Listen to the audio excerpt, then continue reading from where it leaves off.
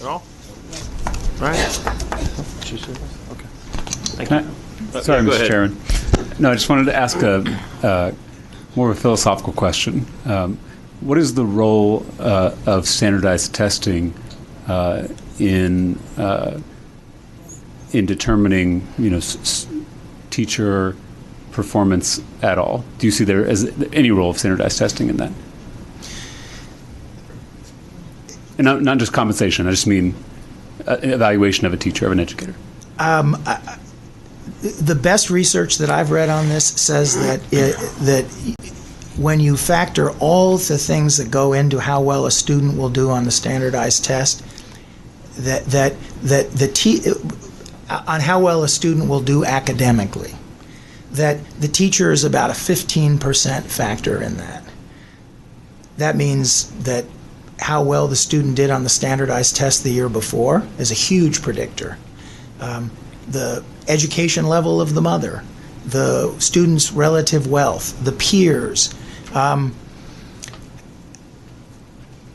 We don't believe that the STAR test is the right way to figure out who's doing a good job. Can I just clarify? Is it the STAR test or any standardized test? I have not met a standardized test that I think was designed to measure the effectiveness of an individual teacher. Okay. Okay, that's fair. Thank you. What? All right, I'll bite. What is it then? I mean, you can't sit here and say what you just said without what's Plan B.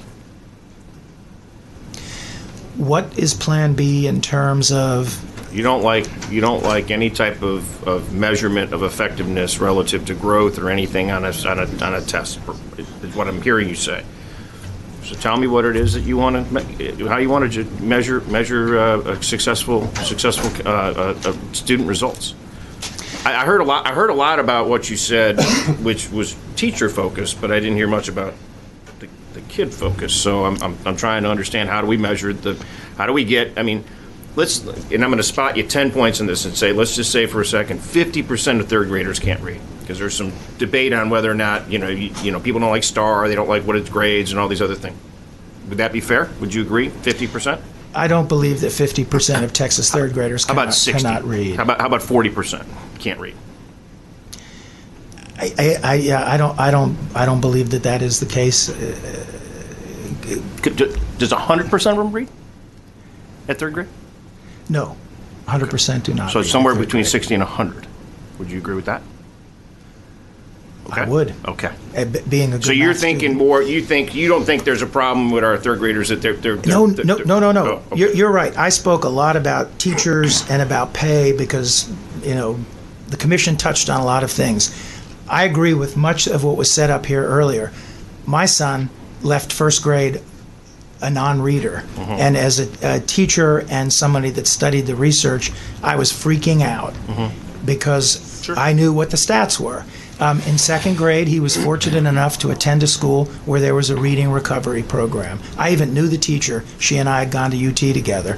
He went in the reading recovery program. He got intensive tutoring in second grade. He not only passed the third grade, at the time, tax reading test, but he got a designation of distinguished. So, yes, to putting more resources in to early reading, starting with pre-K. And clearly, because you're a parent, you're engaged, you're involved, you pay attention to your child, that makes a difference.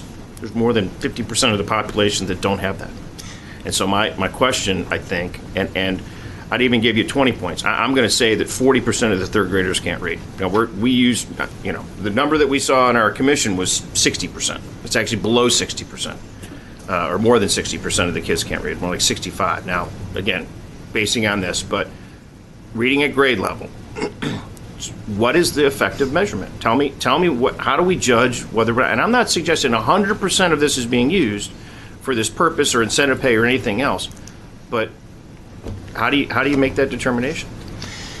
So I think there's a place and a role for the STAR test, and I think that right now, parents and teachers have more data than we know what to do with. I mean, I love going on the Commissioner's TEA website now and driving around through all the comparative. But if I'm a parent, I want to sit down with my kid. I want to sit down with my kid's teacher. I want to, because most third graders, Chairman, with all due respect, in Texas, can read. They might not be able to read at a level where they pass the state STAR test, but they're on a continuum of learning how to read. Teachers do assessment all the time, reading teachers, and they identify kids that are struggling. So what is the system response to kids that are struggling to read? Is it that if we tell teachers you'll get paid more if more kids can read, that teachers are going to work harder? I don't believe that. I believe reading teachers are already working hard. Give us smaller classes. Give us training in the summer. Give us an extended day or an extended year like H.D. Chambers was talking about. So if in first and second grade we have kids who have been identified as behind the curve, they get extra help. Yeah. I guess I'm not really getting the answer that I want, and that's okay. Give me 1 second, please.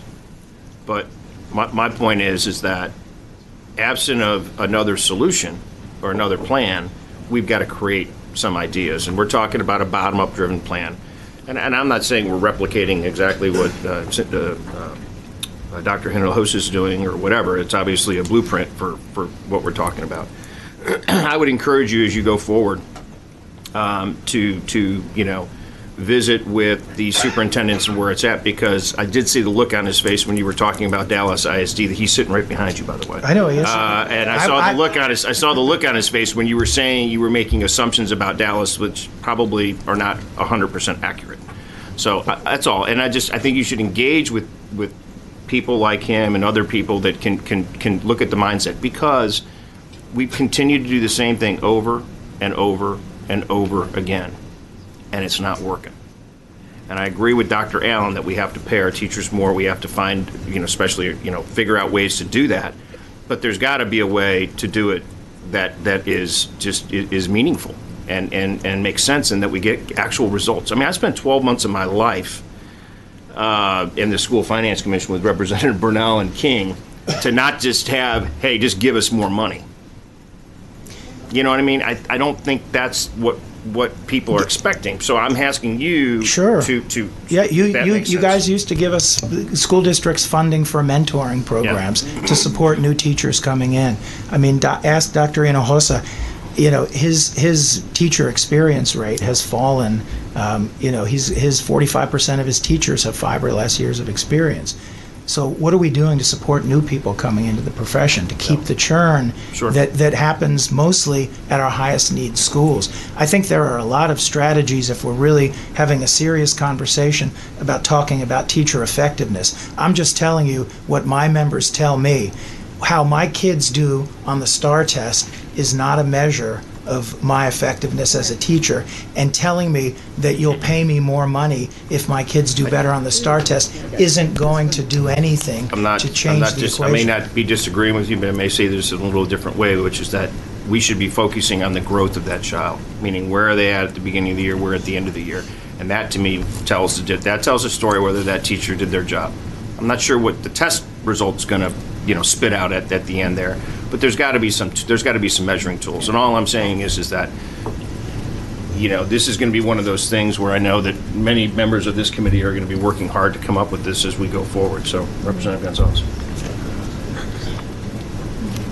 I just want to add, I thank you, and thank you for doing what you do for teachers, and I totally agree with Chairman Huberty. Like, I don't want to speak for everybody, but I don't want to throw money at a situation just to throw money, right? And I think what you're saying is, like, there's a balance, right? I hear you that maybe STAR is not the thing to kind of anchor onto. What I think is really important, I've been really rethinking this lately, is we are required by the federal government to have an assessment. We have assumed that assessment means standardized testing, and it actually could look a lot. It could look there's a variety of ways that could look, and I think what I want to think about in the next few months, and I invite you to come to my office, is what is the tools? What are the tools? And it doesn't have to be a standardized test. And I think we could look creatively at it, and as the federal government is evolving, and Chairman talked about this a couple days ago, how maybe with a new federal government and new people in charge are some opportunities that we can take advantage of. And so thank you for doing what you do, and I invite you to come to my office to talk about that. I will come to your office and talk about that. Mr. Chairman, sorry, one more.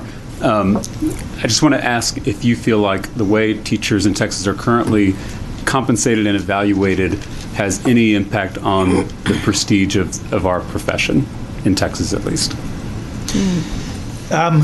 I do. I think that the fact that we are paid less than similarly situated professionals makes the job less attractive.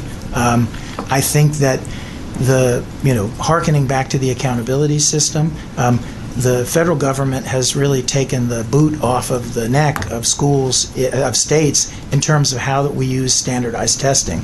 The Every Student Succeeds Act has none of the punitive sanctions that No Child Left Behind had.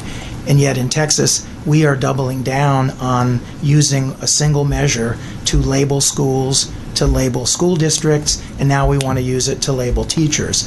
We're going backwards, and that becomes a very unattractive thing for people who think about entering a profession where they want to be creative, where they want to touch and change lives, and they're being told a multiple choice test will be how we will decide if you've succeeded in doing what you want to do. Mm-hmm. Highly demoralizing.